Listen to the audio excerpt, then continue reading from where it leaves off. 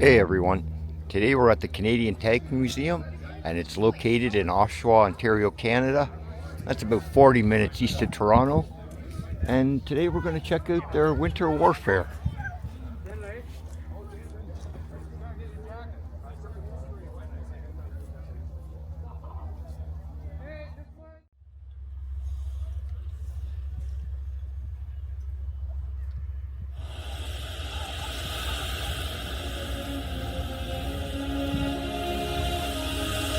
With enemies advancing through barren, frozen conditions, the rubble underfoot could be lifesaver, but only if it's your side.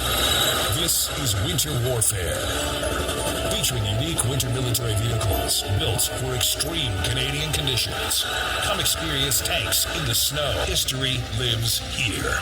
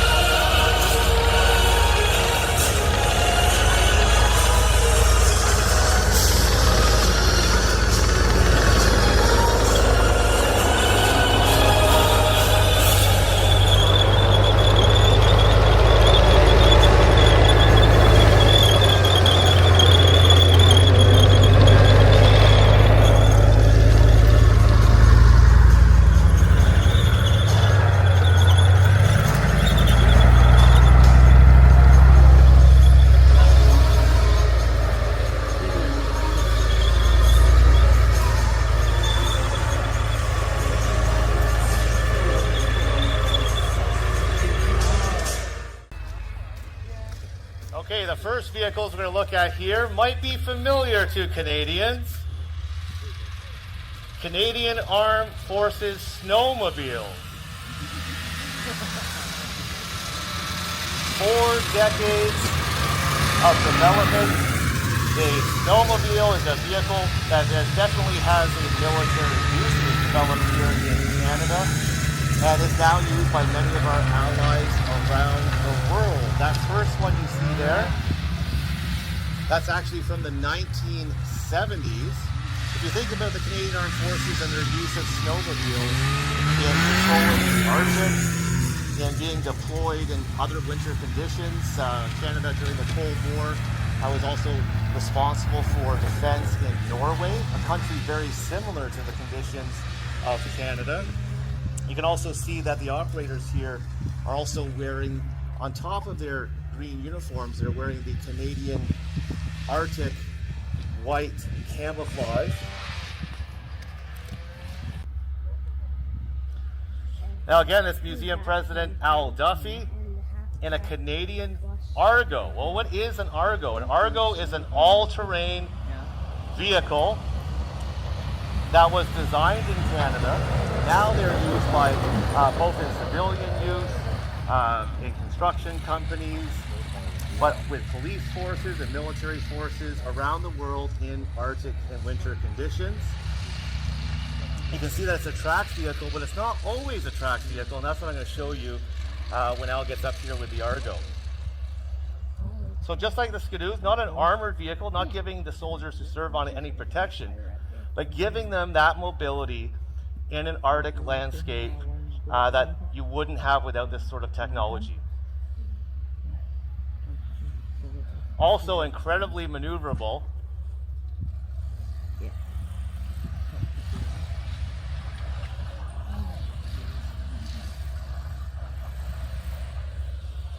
So this is what I was going to point out to you about the Argo. It's an all-terrain vehicle. Now, in the winter conditions, you actually add the track on the wheels. This is an 8-wheel vehicle.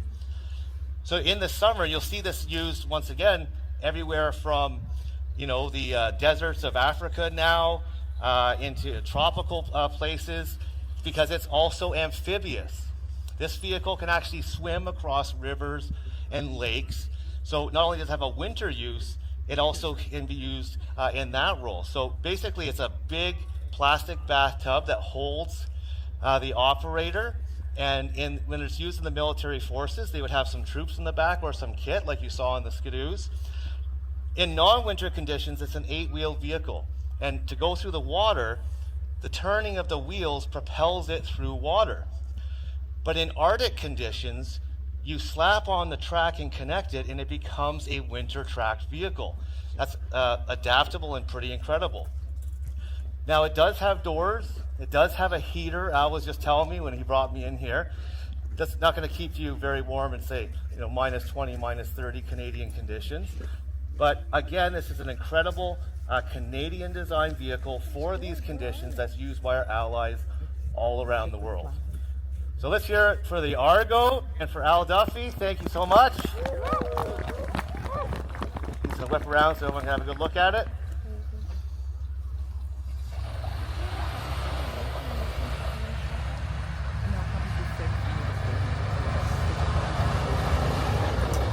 So to this day, by the United States, by Canada, by European nations, and all over the world, all-terrain. It's an all-terrain vehicle, but was developed in Canada specifically for winter and Arctic conditions, and then been adapted to other uses.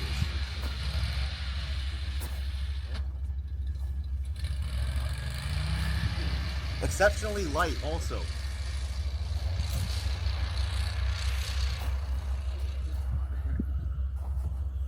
Now, Canada wasn't the only country that has developed winter technology military vehicles, and sometimes we've used that of our allies. Let's have a look at a very unique European winter vehicle, the Wohnwagen 202, or BV202.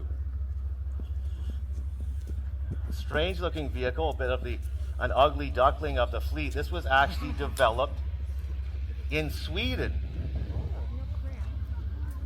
Again, it's a tracked vehicle.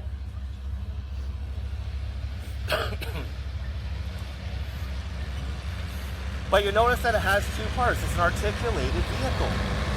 And that rear part is not a trailer. It's not just being pulled along. As you see it drive past, you can see that those rear tracks are actually being driven. What connects the articulating vehicle is actually a drive that puts some of the power from the engine into the rear of the vehicle. So it's giving it a massive amount of traction and all-terrain performance.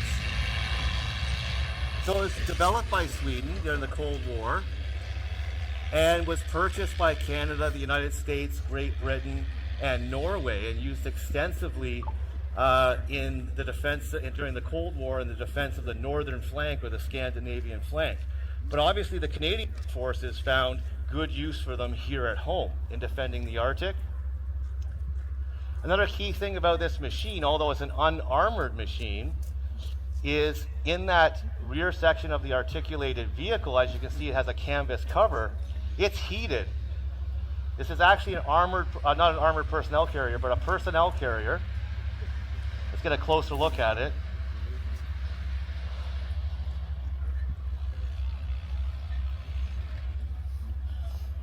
It is also amphibious. It was designed so in non-winter conditions, it could be used to cross rivers, small ponds. I wouldn't be going out on Lake Ontario in one of these if I were you. But what makes it unique, just like if you think about the Argo and the Argo technology, the road wheels between the tracks are actually rubber wheels. They hold air. So a lot of tracked vehicles actually have a solid road wheel, and we'll see that later in the show on other vehicles. But those road wheels that are with air in them, that gives it that extra buoyancy that allows it to go over water. But a great in the winter, It actually has a driver and a crew commander. It is a military vehicle, so the hatch is open. It often has a 30 caliber or general purpose machine gun that is mounted on the front of the vehicle up there where the co-driver could use it.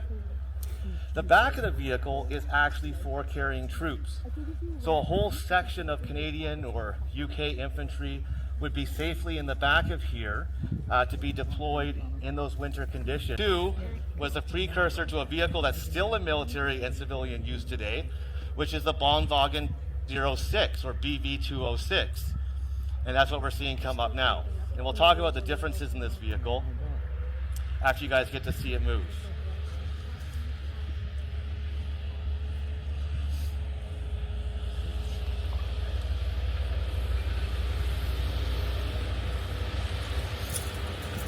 So you see the similarities with the earlier BV202.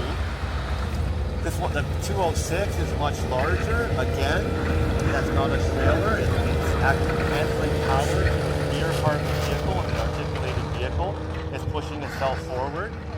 The 206, Canada purchased a lot of these from our ally in Sweden, and they're being used to this day. This exact variant that you see here, which is the BV206M, is being used by Canadian Armed Forces, the Rangers, the RCMP, and even other government survey agencies up in the Canadian Arctic. There's obvious snow and ice mobility. It is amphibious like its father, the BV202, but less so. It's much bigger and heavier. I definitely wouldn't take this across the pond. I would ford a river with it.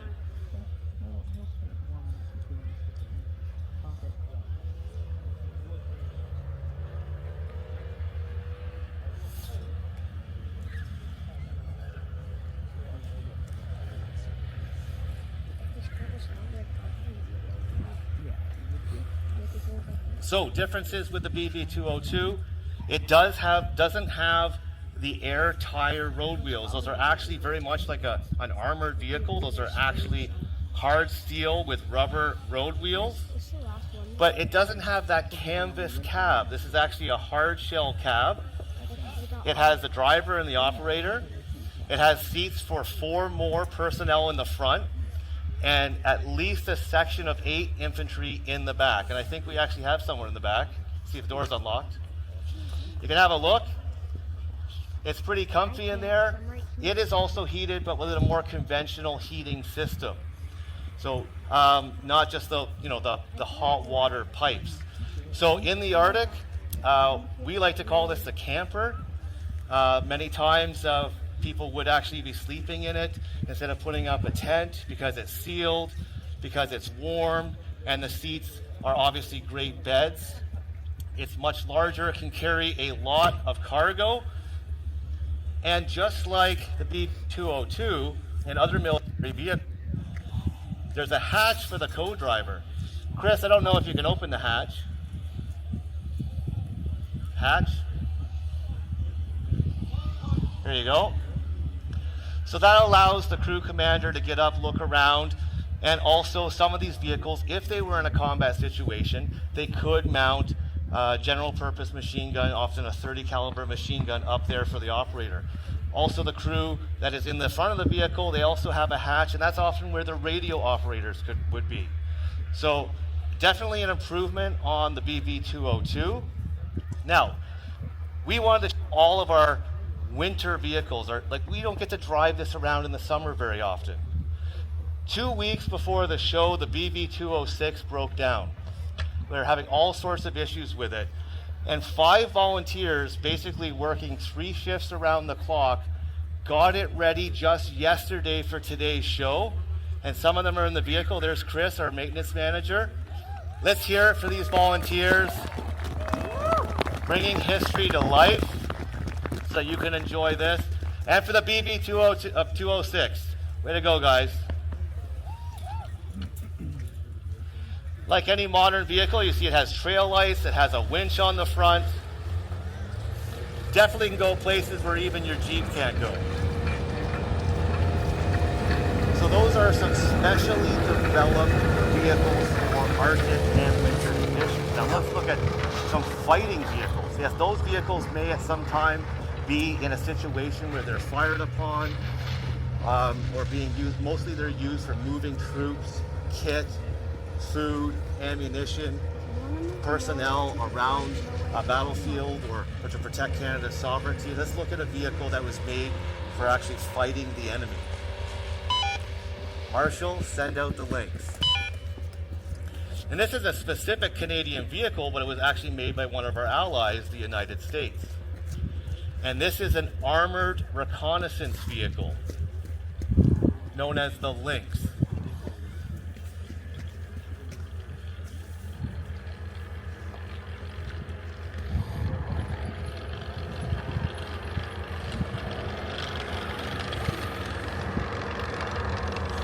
So what is an armored reconnaissance vehicle? It is armored, it gives its crew some protection. We're not going to show you today on the icy conditions, but it's exceptionally fast. Those who serve it would say that it's the sports car of the armored personnel carriers, and that comes with a family. It's an M113.5 CNR, or Command and Reconnaissance Vehicle. They would often be used in a reconnaissance role, going ahead of the main force, having a look around and reporting back to the army on what they see. Where is the enemy? What are their positions? What weapons do they have? What are the ground conditions? So it's really at the pointy edge of a mechanized force, a reconnaissance vehicle. These were used in Canada from the 1960s until 1980. A lot of Canadian Armed Forces veterans have fond memories of serving on this. They were deployed when Canada was deployed in Germany during the Cold War. You can see that the painting on this is for Canadian conditions, green and snow white. So it could operate. You can imagine it hiding over there in those bushes there in a snowy landscape. Its main weapon is a .50 caliber machine gun. So this little vehicle actually has a lot of punch.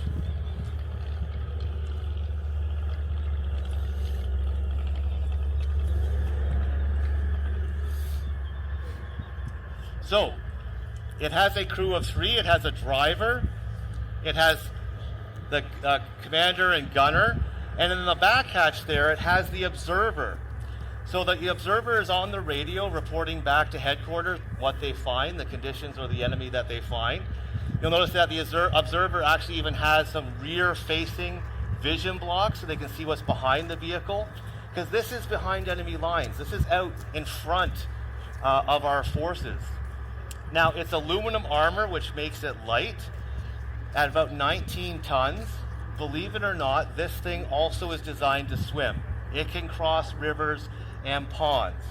Yes, in a 19-ton vehicle, you can do that, because they decided to go with the aluminum alloy armor, which gives the crew some protection from small arms fire, shrapnel from artillery. It's not going to protect the crew from a direct hit from a main battle tank.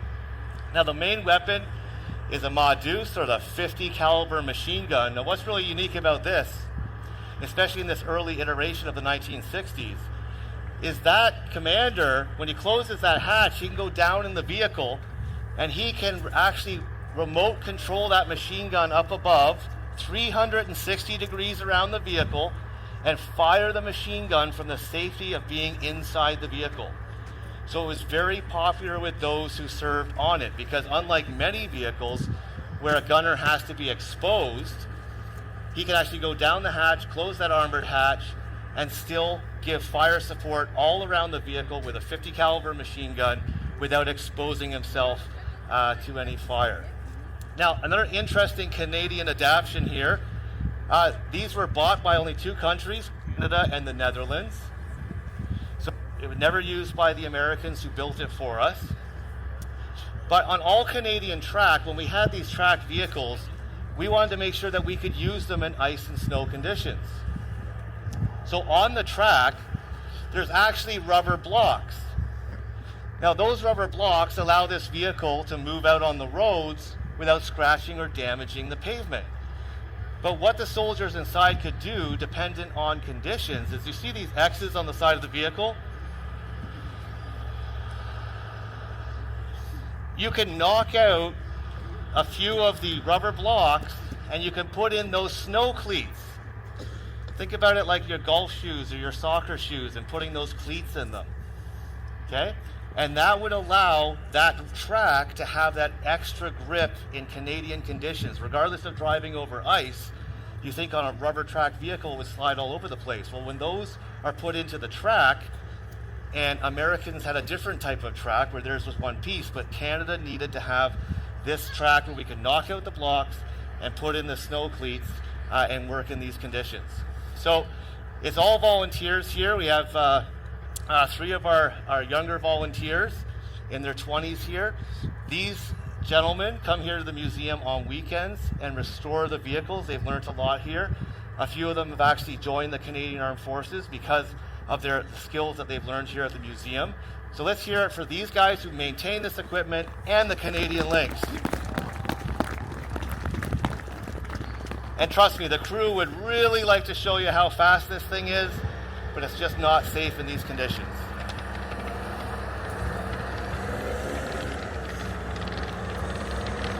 Just like the smaller vehicles, on the back of the vehicle there, you can see it has that shelf, that kit shelf. Often that would have those sleds that you saw behind the snowmobile, that full kit. They would have them on the back of the vehicle. So they could park their vehicle in a situation, and then they would dismount from the vehicle, and they can bring equipment, ammunition, or remove casualties on foot back to the vehicle. Now, a lot of interesting Canadian military equipment, but we wouldn't let you come to the Canadian Tank Museum, even on a crazy winter event, without experiencing a real main battle tank. And you're going to feel the ground shake. This is the Canadian Leopard Tank C2.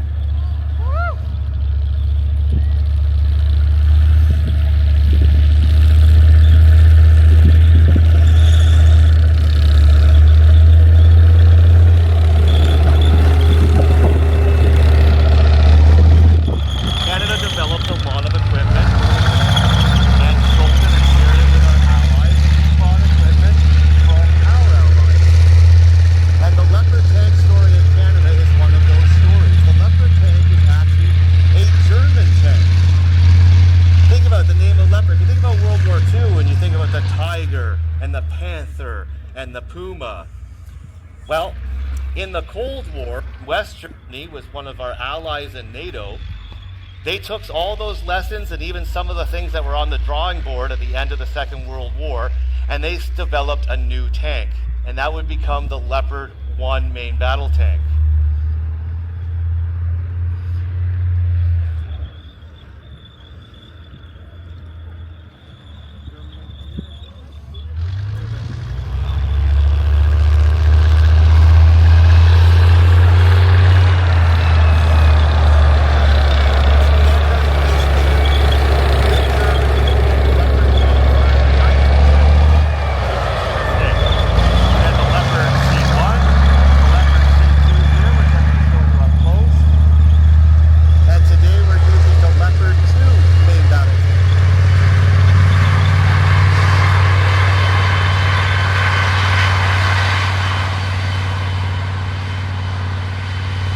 Leopard C2 last saw service during the Afghanistan campaign. Canadians deployed in 2006 with these tanks, these Leopard C2 tanks. And then later in the conflict, we deployed the Leopard 2. So that's the last shooting war that this Canadian tank was involved in. Now let's have a closer look at the Leopard.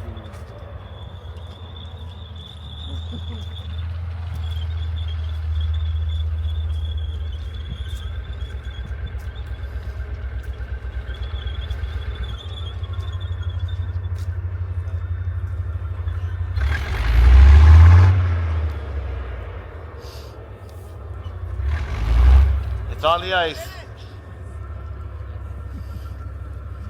Gotta get those snow cleats in the track, right?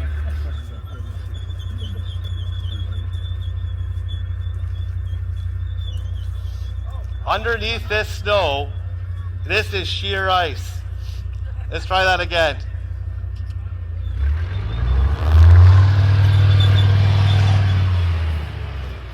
So, the Canadian Leopard C2 main battle tank, again, saw service from 1978 up until 2017. It has a 105 millimeter main weapon. This is a weapon that today is still on many main battle tanks. It can take out any other main battle tank in the world. Now, the Leopard was designed for speed.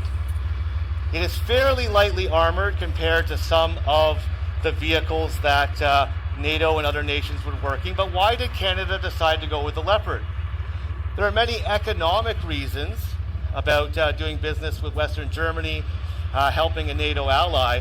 But Canada, being a nation that often gets like this, needed to buy a tank from a nation that also had pretty severe winters.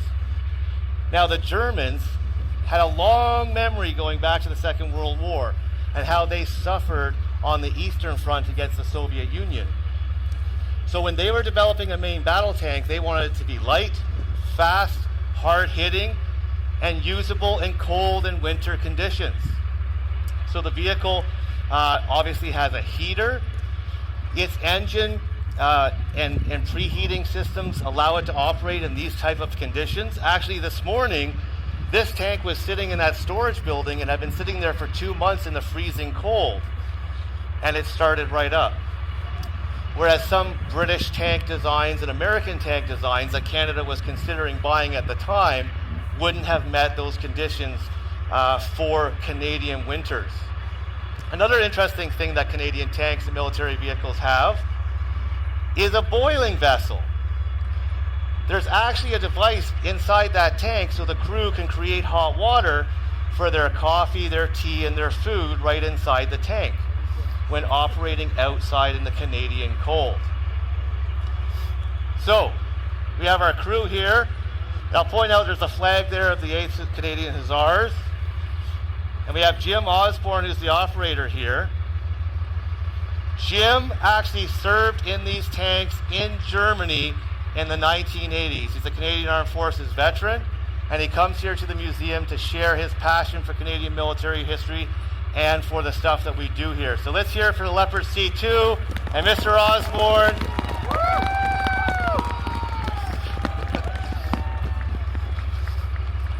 I didn't realize how much ice was there until you slipped on it. Let's see if we can get them pivoted around.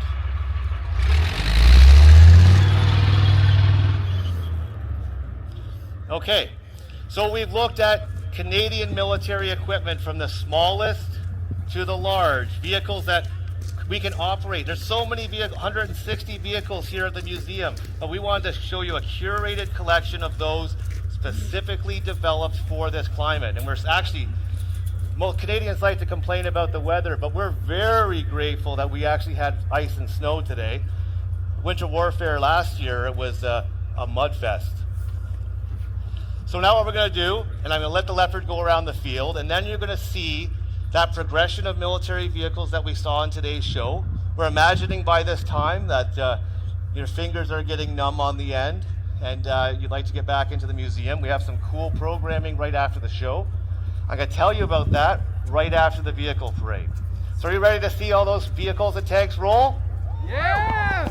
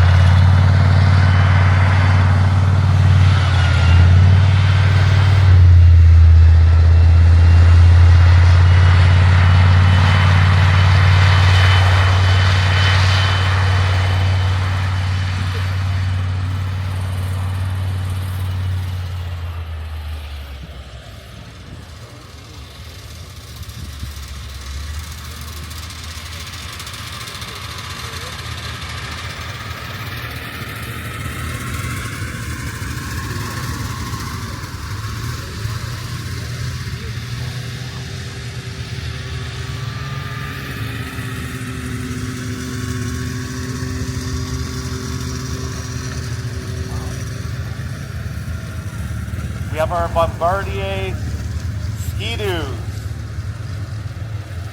right up to modern day.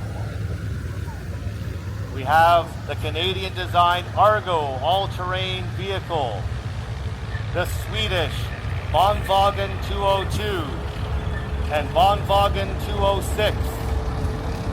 We have the Canadian M113 Command and Reconnaissance Vehicle, Lynx, and the Canadian main battle tank, Leopard C2.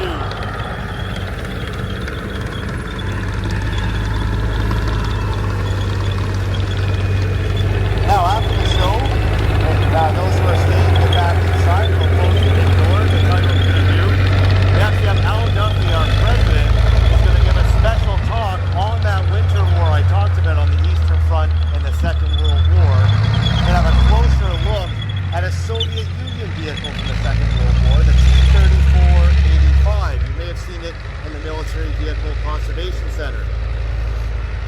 At about 2:15, we'll make an announcement, and we're going to be giving that talk on the T-34-85.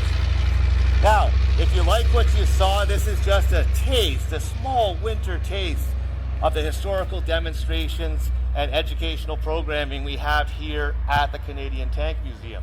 Before you leave today, be sure to grab a Tank Saturday poster. It has all the dates, historical themes, and incredible machines that you'll be seeing during the 2025 season. If you'd really like to help the museum out, you can always tell a friend, leave a review on Facebook, Google, or TripAdvisor. And on behalf of the members and volunteers of the Canadian Tank Museum, I'm Jeremy Blowers, your narrator, and thank you for coming to Tank Saturday Winter Warfare. And I'll see you on the next one.